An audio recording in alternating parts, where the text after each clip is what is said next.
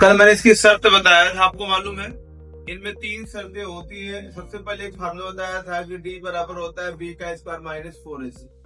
ये फार्मूला एक होता है व्यक्त करके डी बराबर बी का स्क्वायर माइनस 4ac। ये आपको ये याद होना चाहिए, ये बहुत महत्वपूर्ण। इसमें 3 शर्तें थी। एक शर्त ये थी, मैंने बताया था, मेरे लास्ट में रिवीजन कर दे रहा हूँ कि बी का square minus 4ac greater than 0, यानी कि जो b का स्क्वायर माइनस 4ac का जो मान होगा वो 0 से बड़ा आएगा। क्या आएगा मेरे लिए? 0 से बड़ा। 0 से बड़ा का मतलब इसके दो मूल भिन्न भिन्न होते हैं और इसके दो मान भी आएंगे। एक तो बड़ा आएगा 0 से बड़ा क्या होता है आप लोग को मालूम होगा कि 1 होता है, 2 होता है, 3, यानी 1 से जितनी भी संख्या ऊपर चली जाएंगी वो सब 0 से बड़ा होगा, है कि नहीं। दूसरी कहानी से बताया था कि याद होगा आपने, मूल बराबर है तो b का स्क्वायर माइनस 4ac बराबर 0। ठीक, ये भी दूसरी शर्त थी इसकी। और तीसरी शर्त ये थी मेरे लाल कि b का square minus 4ac less than 0, यानी कि अब ये क्या हो जाएगा, आपका जो ये b का स्क्वायर माइनस 4ac है वो जो 0 से मान छोटा हो जाएगा।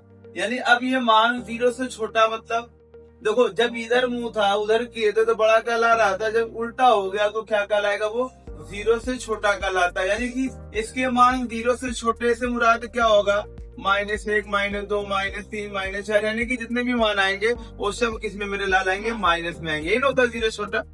भाई 0 छोटा मतलब जब हम जहां भी जाएंगे माइनस में आ जाएंगे, और 0 से बड़ा प्लस में आएंगे। और भाई ये तो कह रहा है कि हम तो खिलाड़ी हैं, यानी बराबर 0 के ही रहेंगे, यानी इसके जो मूल आएंगे वो सेम टू सेम, कल बताया था ना, दोनों मान बराबर आएंगे। आए हुए था मान। अब ये बताओ मेरे लाल, एक चीज तो ये हो गया, ये जो मान होता है ना ये डी के बराबर होता है। ये पूरा मान ये यहाँ से आते डी के बराबर, ये भी किसके बराबर है, डी के। और ये भी पूरा मान डी, देखो तुम्हारे ऊपर लिखा है कि नहीं लिखा है। इस डी बराबर बी का स्क्वायर माइनस 4ac को क्या कहा जाता है, तुम कहोगे सर व्यक्तिगत कहा जाता है कि नहीं है, व्यक्तिगत कहा जाता है कि नहीं कहा जाता। और हम लोग इसी फार्मूलों का यूज करते हैं, लेकिन करने से पहले हम इस वैल्यू को हम द्विघात समीकरण का व्यापक रूप का प्रयोग करते हैं। बताया था ना, चैप्टर का नाम ही है द्विघात समीकरण, और इसका व्यापक रूप जो होता है मेरे लाल क्या होता है, आप लोग को लिखवाया भी था, बताया था क्या होता है, ax square plus bx plus c बराबर 0। इसका मतलब यहाँ नीचे लिख ले, ax square plus bx plus c बराबर 0। एक मन में मेरा सवाल उठ रहा है, तुम नहीं उठा, अरे सर अगर यहाँ पे y का स्क्वायर तो हम यहाँ पे क्या लिखते, बोलो। अगर यहाँ पे एक्स स्क्वायर, हमने एक्स स्क्वायर लिखा, अगर यहाँ पे y का स्क्वायर या y होता तो हम क्या लिखते, तो टेंशन मत लेना मेरे लाल, यही लिखते ए वाई का square plus b y plus c बराबर 0। जैसे यहाँ पे वैल्यू होगी वैसे इसके व्यापक रूप होंगे। हमने द्विघात समीकरण एक्स को लिया तो एक्स स्क्वायर लिया, वाई रहेगा तो वाई लेंगे, जेड रहेगा तो जेड, यानी कि जो भी अक्षर यहाँ पे पावर बनाएंगे वही वाला वैल्यू लेंगे। ठीक है, मन में डाउट क्लियर हो जाना चाहिए ये चीजें। अक्सर कभी कभी सवाल आ जाता है इस तरीके से कि भैया 3y का स्क्वायर प्लस 5y माइनस 3 बराबर 0, तो बताओ ये भी तो द्विघात समीकरण है। अब यहाँ पे तुम नीचे एक्स स्क्वायर लिखोगे, तुलना करोगे, मामला लड़बड़ा जाएगा। बोलो गड़बड़ होगा कि नहीं होगा। अगर हम यहाँ पे लिखे x square plus bx plus c बराबर 0 तो कोई देखेगा तो कहेगा कि ऊपर तो y दिख रहा है, नीचे एक्स स्क्वायर, ये क्या माजरा है कि नहीं है। तो इस समस्या का समाधान क्या होगा, अगर यहाँ पे y होगा तो यहाँ पे y स्क्वायर ही लगा के वैल्यू को, और a b c मैंने बताया था क्या होता है, a b c इस द्विघात समीकरण में क्या कहलाता है, वो अचर पद कहलाता है। क्या कहलाता है मेरे लाल, अचर पद। चले सवाल पे, अब बताओ भैया a की जगह पे कितना हो जाएगा, बराबर 2, b का मान कितना हो जाएगा मेरे लाल, -6, और c का मान कितना हो जाएगा 3। ये नोट कर लिए। अब कौन सा फॉर्मूला लगाएंगे, यही वाला, यही डिसाइड करता है। तो लिखेंगे, चूंकि मालूम है कि d बराबर क्या होता है, b का स्क्वायर माइनस 4ac, तो b की वैल्यू कितनी मेरे बच्चा, -6, यानी देंगे -6 का वर्ग, -4 इंटू a की वैल्यू 2 है, यहाँ पे 2 ले लिए, और c की वैल्यू कितनी मेरे लाल 3। अब ये बताओ कि -6 का वर्ग का मतलब ये हो गया कि -6 गुणे -6, यही ना गुणा करेंगे।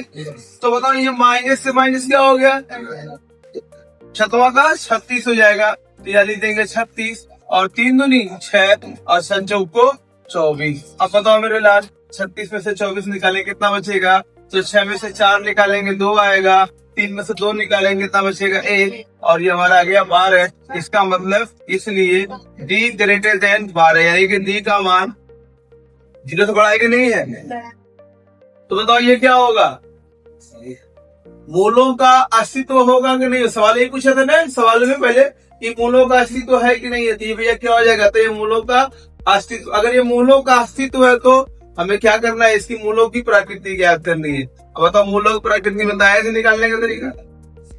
जब मूलों का अस्तित्व हो गया तो लिखेंगे तो ये मूलों का, अतः ये मूलों का क्या है मेरे लाल, अस्तित्व है। क्या है मेरे बच्चा, अस्तित्व है। तो हम क्या निकालेंगे, मूलों की प्रकृति निकालेंगे। क्या निकालेंगे मेरे लाल, मूलों की प्रकृति। अब बताओ इस मूलों की प्रकृति निकालेंगे, फॉर्मूला याद है, x बराबर minus b plus minus under root b का स्क्वायर माइनस 4ac अपॉन 12, यही ना होगा। बोलो लिखवाया था कल में, आज फिर इसको रिवीजन कर रहे हैं। अब बताओ मेरे लाल, बी का वैल्यू कितनी यहाँ पे दिया, -6, तो माइनस माइनस देखो यहाँ पे भी माइनस है और इसका भी मान माइनस, तो माइनस माइनस क्या हो जाएगा, प्लस हो जाएगा 6, और प्लस माइनस। ये बताओ कि ये जो वैल्यू आया है ये इसी का मान आया, बी का स्क्वायर माइनस 4ac, यदि किसका मान आया, डी का। तो ये पूरे का मान कितना आया, 12 आया कि नहीं आया। तो हम हल नहीं करेंगे, डायरेक्ट निकाल देंगे मेरे लाल 12, और अंदर क्या हो जाएगा 2 गुणे ए का मान कितना है 2, ठीक है। तो बोलो मेरे लाल क्या हो जाएगा 6 प्लस माइनस 12। अच्छा रुकिए, एक काम करते हैं, 12 का फैक्टराइज करो कितना हो बताओ, 2 का 2 तिहाई 6, यही ना होगा, एकदम सिंपल सा है यार। तो बताओ कितना हो जाएगा मेरे बच्चों, 2 गुणे 3 ये होगा, और बटे में 2 दूनी। अब बताओ ये कड़ी के बाहर क्या निकलेगा, 2 निकलेगा, क्योंकि जोड़ा बन गया मेरे लाल। तो ये हो जाएगा 6 प्लस माइनस 12, 2 कड़ी में 3 बटे में 4। अब ये बताओ इसमें 2 मान दिया हुआ है, एक मान धनात्मक दिया और एक मान ऋणात्मक दिया। तो पहले क्या लेंगे, धनात्मक लेने पर धनात्मक मान क्या करने में मेरे लाल, लेने पर। तो बोलो धनात्मक लेंगे तो क्या लिखेंगे, x बराबर 6 प्लस 2 कड़ी में 3 और बटे में 4। ऊपर कुछ कॉमन हो रहा है क्या, गौर से देखो, इन दोनों के बीच में कुछ कॉमन हो रहा है, 2 हो रहा है। तो बताओ 2 हो जाएगा तो बाहर निकलेगा, ये तब कितना बचेगा, 2 तिहाई 6, और ये कड़ी में 3 और बटे में कितना मेरे लाल 4, 2 कम में तो 2 दूनी 4, तो ये कितना हो गया 3 प्लस कड़ी में 3 बटे में 2, ये हो जाएगा। अब एक बार क्या लेंगे मेरे लाल, ऋणात्मक चिन्ह ले लेंगे। क्या ले लेंगे मेरे लाल, ऋणात्मक के मान लेने पर, अगर ऋणात्मक मान लेते हैं तो क्या हो जाएगा मेरे लाल, x बराबर 6 माइनस 2 कड़ी में 3 बटे में कितना 4, तो 2 कॉमन फिर होगा, तो 3 माइनस कड़ी में 3 और बटे में 4, 2 कम में तो 2 दूनी 4, तो क्या हो जाएगा 3 माइनस कड़ी में 3 और बटे में कितना 2। ये हमारा एक मान हमारा ये आया और दूसरा मान हमारा ये आया, ये हमारा क्या है, बस यही सवाल था, थोड़ा लंबा सवाल था, ठीक है। अगर ये सवाल अच्छा लगे तो लाइक सब्सक्राइब, ठीक है, और दूसरों को भी शेयर करो। अभी नहीं बोले नहीं आप लोग। इसके बाद देखो ये सवाल बहुत ही महत्वपूर्ण है, लिखा हुआ है कि निम्न द्विघात समीकरण में के का मान है। पेपर में आता है 90% चांस होता है क्वेश्चन का आने का, और आता है हर बार 90% कह रहा हूँ, 90% समझ रहे हो, 10% की नहीं है, लेकिन 90% क्वेश्चन आता है।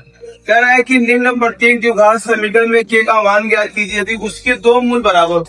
अब बताओ 2 मूल बराबर कब होते हैं, बताओ मूल बराबर कब होते हैं, आपने बताया था ना पहले शर्त में ये था, बड़ा है यही मूल बराबर होते हैं।